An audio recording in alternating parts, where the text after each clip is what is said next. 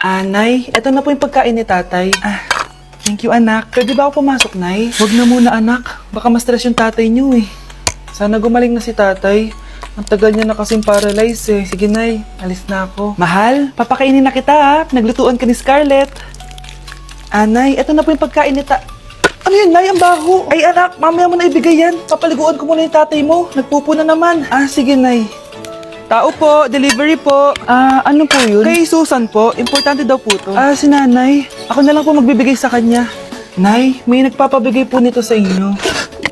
Binasa mo ba to, anak? Hindi po, Nay. Wag mo tong babasahin, ha? Sige po, Nay. Mamamalengke lang ako na uulamin natin, ha? Ikaw muna magbantay ng bahay.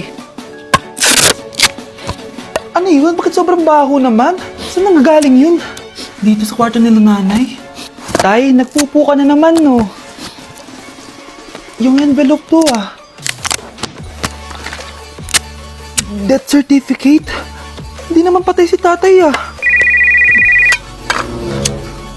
Hello po. Buti naman po, ma'am. Sinagot niyo na. This is St. Peter's Funeral. Kailan niyo po ipapaimbasa mo yung asawa niyo? Isang linggo na rin po kasi baka bumaho po yung bangkay niya.